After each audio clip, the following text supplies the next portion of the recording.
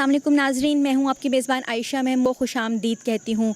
हुकूमत ने employees act 1986 में तरमीम करने का फ़ैसला कर लिया है और वज़ीर आज़म साहब ये बेड़ा उठाकर आगे बढ़े हैं कि मुल्क में क़र्ज़ उतारो मुल्क सवारो स्कीम का आगाज़ किया जाएगा। और ये एक ज़राए के मुताबिक मुस्तनिद ख़बर है जो हम तक पहुँची है। और इस खबर के तहत जितने भी सरकारी मुलाजमीन हैं उनकी तनख्वाहों में से 5% कटौती की जा रही है और जितने भी पेंशनर्स हैं उनकी पेंशन्स में से 10% कटौती की जाएगी। और साथ साथ ये भी सुनने में आया है कि जितने भी 18 ग्रेड के मुलाजमीन हैं उनकी तनख्वाहों से हर माह 10,000 रुपये की कटौती की जाएगी।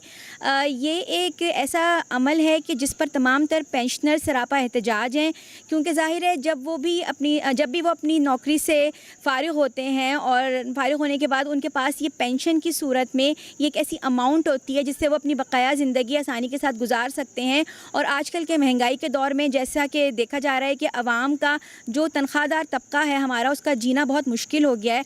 तो ऐसे वक्त में अगर पेंशनर से उनका उनकी जो मराहत हैं जो उनको दी जाती हैं पेंशन के नाम पर, ये भी ले ली जाएँ तो ये उनके लिए उनके साथ एक बहुत बड़ी नाइंसाफ़ी कंसिडर की जा रही है। आज के हमारे प्रोग्राम में तमाम तर रिटायर्ड पेंशनर्स हैं जो हमारे साथ मौजूद होंगे। उनसे हम जानेंगे कि उनको किस किस्म की मुश्किलात का सामना करना पड़ रहा है, जो हुकूमत ने जो एक्शन लिया है इसके ऊपर वो क्या कहना चाहेंगे और उनकी क्या तजावीज़ात हैं कि क्या ऐसी हल मुकर्रर किया जा सकता है हुकूमत की जानिब से कि जिससे इन तमाम तर मसाइल का देर पार निकल सके और कोई ऐसी तरमीम की जाए कि जो मसाइल को हल भी कर सके। जी, मेरी बाएं जानिब तशरीफ़ फरमा है सैयद मोहम्मद मेराज साहब जो कि सदर all Pakistan pensioners association twin city Islamabad Rawalpindi हैं और इसके साथ साथ मेंबर कोर कमेटी हैं फेडरल सेक्रेटरीट एम्प्लॉयज़ के। और मेरे दाईं जानिब तशरीफ़ फरमा है मेजर नईमुद्दीन खालिद साहब जो कि मरकज़ी सदर हैं ऑल पाकिस्तान पेंशनर्स एसोसिएशन के।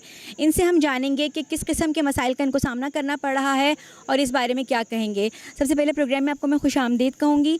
आपसे पहले मैं पूछना चाहूँगी कि जिस तरह से ये हुकूमत ने पेंशनर्स के मामले में इस्लाहात किए हैं, तो अब हमारे नाजरीन को ज़रा तफसील से बताइए किस किस्म की इस्लाहात हैं और इससे आप लोगों की ज़िंदगी पर क्या असर पड़ा है। बिस्मिल्लाहिर्रहमानिर्रहीम। सबसे पहले तो मैं कोहिनूर चैनल का शुक्रिया अदा करता हूँ कि हमारी आवाज़ बने और काम बाला तक उम्मीद है कि हमारी आवाज़ पहुँचेगी। हम तमाम पेंशनर्स इस वक्त मौजूद हैं यहाँ पर। ये जो पेंशन इस्लाहात की बात हो रही है, ये पेंशन इस्लाहात तो नहीं है। पेंशन इस्लाहात में तो लोगों को फ़ायदे दिए जाते हैं, उनको आसाइश दी जाती है, उनको सहूलतें दी जाती हैं। ये पेंशन इस्लाहात तो नहीं बल्कि ये पेंशन मुकाओ पॉलिसी है। कहीं भी ऐसा नहीं हुआ कि कहीं पेंशनर्स के ऊपर टैक्स लगाओ। और अब एक और नया सोचा शुरू हो चुका है, कर्ज़ उतारो मुल्क संवारो।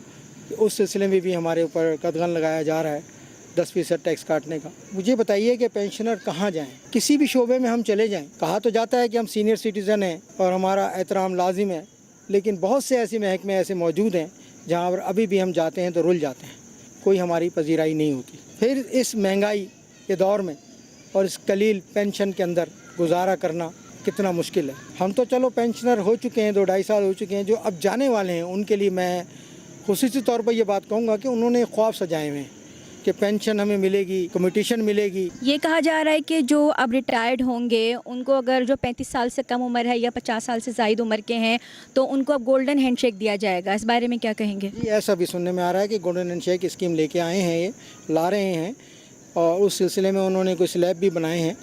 तो उसमें भी बहुत कम इन्होंने रेशो रखा है, ख़ासकर जो पुराने हैं उनके साथ थोड़ी ज़्यादती हो रही है और जिनके पीरियड कम है उनके साथ भी। तो अब ये बताइए कि उनका क्या कसूर है जब उन्होंने अपनी उम्र का एक बहुत बेहतरीन हिस्सा हुकूमत में मेहनत करके मुल्क के लिए वक्फ़ किया और अब जब रिटायरमेंट के करीब आ रहे हैं तो जो उनको एक कलील अमाउंट मिला करती थी उसमें मज़ीद और कटौती करके तो और मज़ीद कलील किया जा रहा है। ख्वाब होते हैं, कोई बच्चे की शादी है, किसी ने घर बनाना है, किसी ने कुछ है, तो कम्यूटेशन पे कट लगाना और पेंशन में कम करना, ये सरासर मैं तो समझता हूँ नाइंसाफ़ी है, बल्कि ये पेंशनर के हकूक़ पर डाका है। तो बराए मेहरबानी इस पर तवज्जो दीजिए और इस्लाहात लाइए। इस्लाहात से मुराद ये है कि कहीं उनके लिए कोई फैसिलिटेट उनको किया जाए, उनको कोई सहूलतें दी जाएँ, ना कि मज़ीद उनको ऊपर बोझ डाल दिया जाए और उनको परेशानी में मुब्तला कर दिया जाए। अब 60 ईयर्स के बाद जो है ना इंसान जो है ना सोचों में गुम रहता है कि क्या करे वो। बहुत सौ के ऐसे मुलाजमीन के बच्चे ऐसे हैं जो अभी जॉब पे नहीं लगे, वो अपनी बच्चों की जॉब के डिग्रियां लेके घूम रहे हैं बच्चे, लेकिन उनको जॉब्स नहीं मिल रही। जॉब्स का ये आलम है।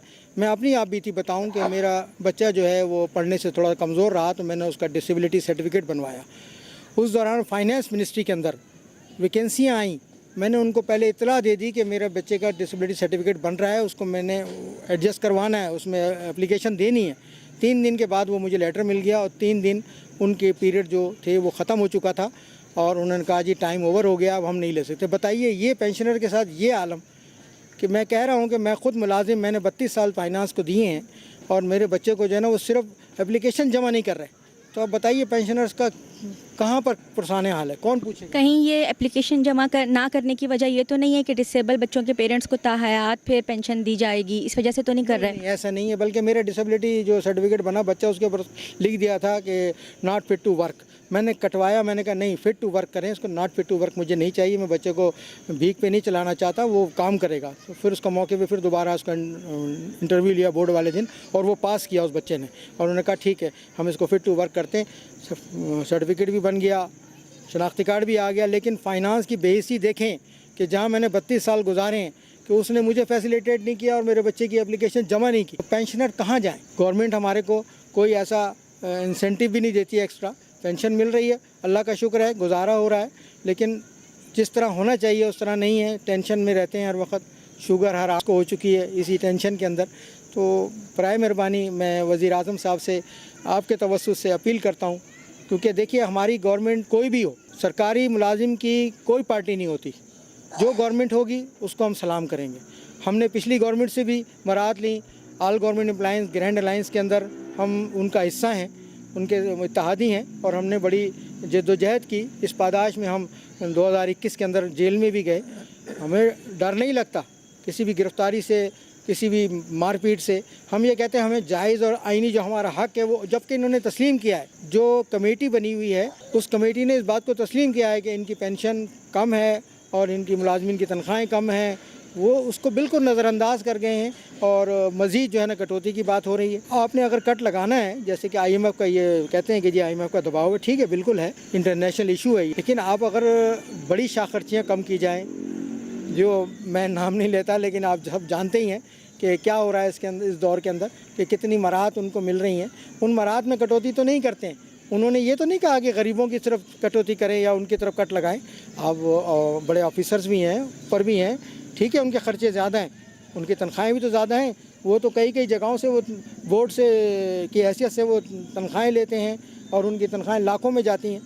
हमें तो कलील तनख्वाह मिलती है और अब पेंशन मिल रही है, तो कैसे अब गुजारा करेंगे? तो बराए मेहरबानी मैं फिर अपील करूँगा वज़ीर आज़म साहिबा से और जनाब सदर पाकिस्तान साहब से कि वो हमारे इस मसले पर गौर फरमाएँ और इसका कोई हल निकालें, और ऐसा हल निकालें कि हम बाइज़्ज़त तौर पे अपनी ज़िंदगी गुजार सकें। बहुत शुक्रिया।